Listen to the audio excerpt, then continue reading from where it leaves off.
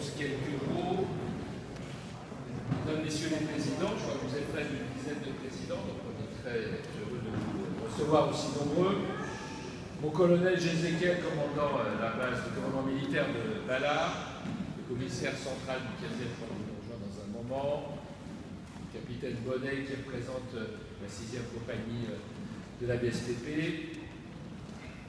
qui représente d'ailleurs le recrutement Sèvres, messieurs, chers amis.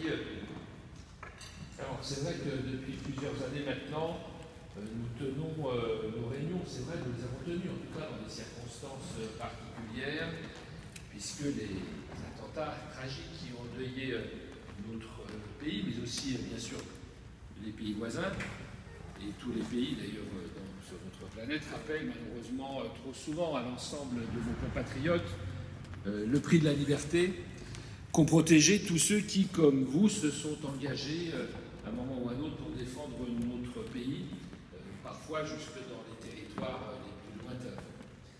La fin des conflits sur le sol européen n'a pas signifié la fin des combats dans lesquels votre pays est engagé, et parmi vous, beaucoup ont vécu d'autres mobilisations.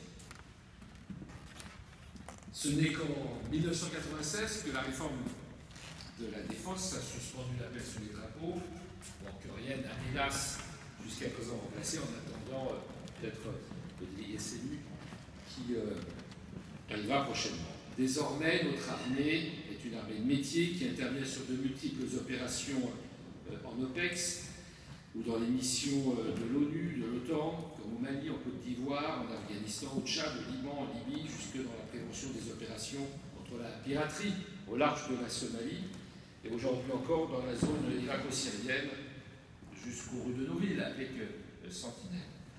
Hommage soit donc rendu à tous nos soldats qui combattent, jusque parfois sacrifier leur vie pour que nous vivions libres.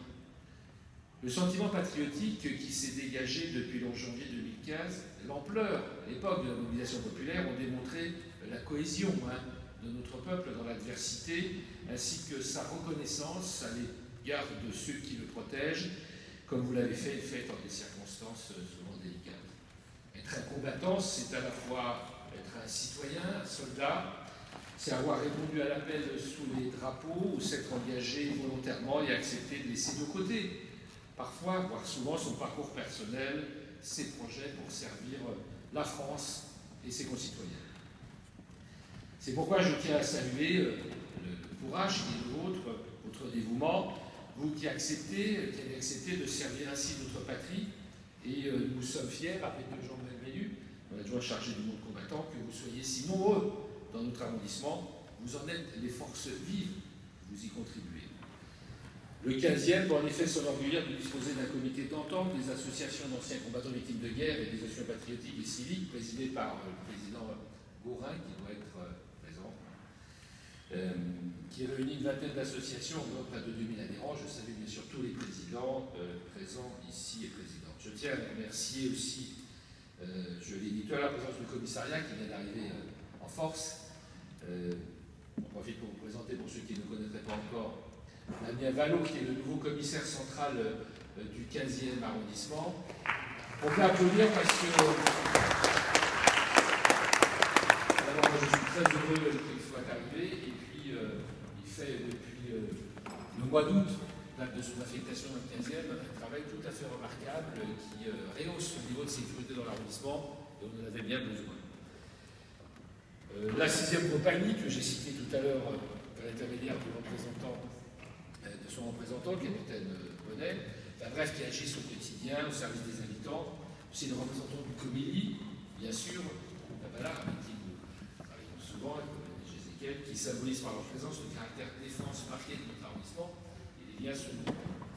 Puisque le 15e est devenu finalement, il a toujours été un petit peu, mais jamais à ce niveau, au lieu de l'implantation stratégique militaire, qui évidemment s'est accrue de façon plus que sensible avec l'implantation du ministère de la Défense à Balard, mais aussi prochainement, comme vous le savez, avec l'implantation du mémorial en hommage aux soldats morts pour la France en OPEX, qui aura le jour au parc Citroën, et pour lequel je suis intervenu également en encore il y a quelques mois avant les vacances, au Conseil de Paris, lorsque la délibération instituant ce monument a été votée. Donc nous suivons les opérations de travaux en quelque sorte de façon très vigilante, très attentive, parce que c'est toujours des opérations compliquées. La mairie du 15e incite aussi, le colonel Jézéchiel le sait mieux que quiconque, la participation des écoles aux cérémonies patriotiques, et notamment à Valard, quand c'est possible, notamment le lever des couleurs. Je crois que c'est très très formateur, très symbolique pour les jeunes collégiens, notamment aux lycéens, de participer, enfin d'assister en tout cas à lever des couleurs, si c'est fait nulle part, évidemment, que chez vous, le matin, dans ces cérémonies. Les expositions, l'exposition de la FNACA d'ailleurs, très belle exposition, une mémoriale qui commence demain. Je remercie le président Albaro qui doit être aussi parmi nous. Ah, voilà, il prend des photos. Bon. Il a raison, il est toujours au boulot. Et des manifestations aussi très nombreuses et importantes, telles que celles que nous organisons pour commémorer le 100e anniversaire de l'armistice du Nord 1918. Évidemment, c'est une année cruciale pour la mémoire. D'ailleurs, je vais en profiter pour faire part en avant-première, je veux dire, de l'ensemble des actions que nous avons menées dans le cadre des commémorations de novembre, qui ont été admirablement organisées par Jean-Manuel. Vous savez que c'est un organisateur remarquable. Et pour les cérémonies patriotiques, c'est vraiment, nous sommes sans doute un des arrondissements, voire l'arrondissement, oui, voilà, enfin, voire la ville en France, oui, dans le monde, presque, dans l'univers, ok. Bon, mais ça flatte.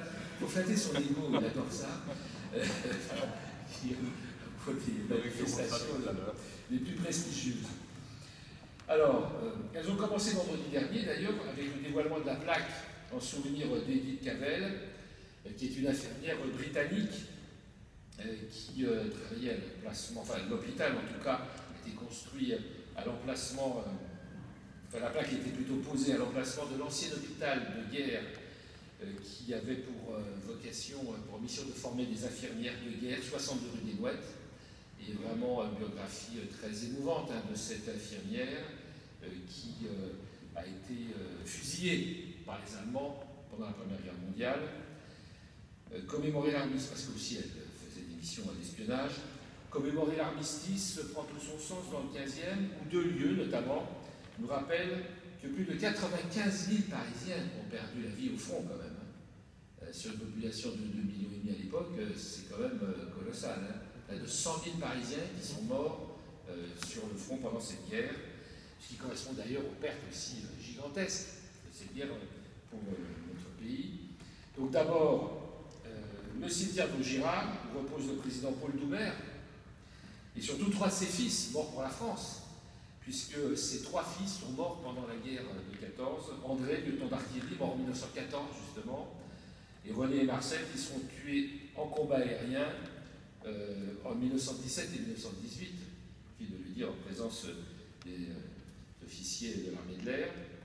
Autre site emblématique, 10 ans après l'inauguration de la statue de Garibaldi, place Cambronne, un médaillon a été apposé sur le piédestal en 1917 qui représente ses deux petits-fils, les deux petits-fils de Garibaldi, quand même, engagés aux côtés de la France et qui trouvèrent la mort lors de la bataille de l'Argonne, à quelques jours de distance d'ailleurs, les deux frères, l'un en décembre 1914, l'autre en janvier 1915. Donc les deux petits-fils de Garibaldi, et vous verrez sur ce monument, près de la place Cambronne, le médaillon dans leur mémoire.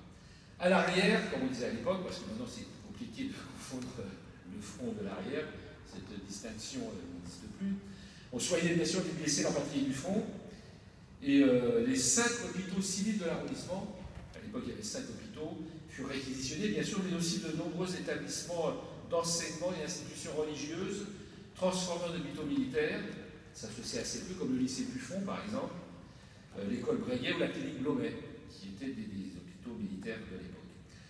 En 1917 aussi, l'ancien collège de l'Immaculée Conception, aujourd'hui siège partie de l'Université Paris II, fondé par les jésuites, 311 rue de Vaugirard, fut aménagé en hôpital, c'était le futur hôpital de Vaugirard, avec le soutien d'une fondation franco-brésilienne. Une plaque le rappelle dans le jardin attenant au locaux universitaire de Panthéon-Assas d'ailleurs. Et c'est dans ce vaste mouvement d'initiative publique et privée que s'inscrit la création de l'hôpital-école d'infirmières Edith Cavell que j'évoquais tout à l'heure. Souvenons-nous aussi de la participation d'usines à la défense nationale, parce qu'effectivement, il faut fabriquer des matériels, des munitions, etc. En particulier, notamment, les ouvrières de l'usine Citroën de Javel, qu'on appelait à l'époque les munitionnettes, qui ont supplé dans des conditions difficiles les hommes mobilisés au front. Et au total, c'est 24 millions d'obus de 75 qui ont été produits par cette usine, qui a été spécialement créée pour les besoins de la guerre. On sait assez peu qu'en fait, les usines Citroën ont été créées pour fabriquer des obus de 75 et pas des voitures au départ. Et c'est ensuite que l'usine s'est transformée en usine pour voiture. Et une plaque apposée sur le collège André Citroën, rue Ballard, le Fromage, d'ailleurs, plaque que j'ai apposée avec David Hidalgo il y a quelques années de cela.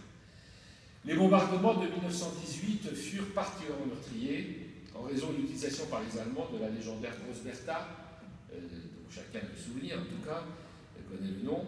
Et une vingtaine de sites du 15e, il faut le savoir, ont été touchés, faisant 41 morts quand même dans l'arrondissement et près de 200 blessés. Enfin, jour glorieux de l'armistice, le 11 novembre, une petite foule joyeuse acclamait le maréchal Foch lorsqu'il arriva pour déjeuner le 11 novembre à son domicile, 52 avenue de Saxe, dans notre arrondissement. Une plaque rappelle, bien sûr, qu'il habitait à cet immeuble. Pourquoi j'ai tenu à ce que nous rappelions, à l'image de notre monument aux morts, d'ailleurs qui est un monument absolument unique dans la culture de représentation des monuments aux morts, la France éternelle.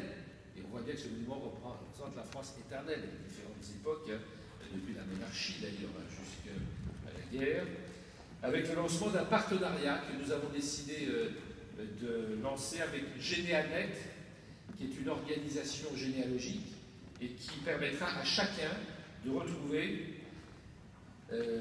parmi peut-être ses ascendants, l'un des 6276 habitants du 15e morts pour la France pendant la guerre de 14-18. Donc chacun pourra savoir si un de ses ascendants est mort dans cette guerre.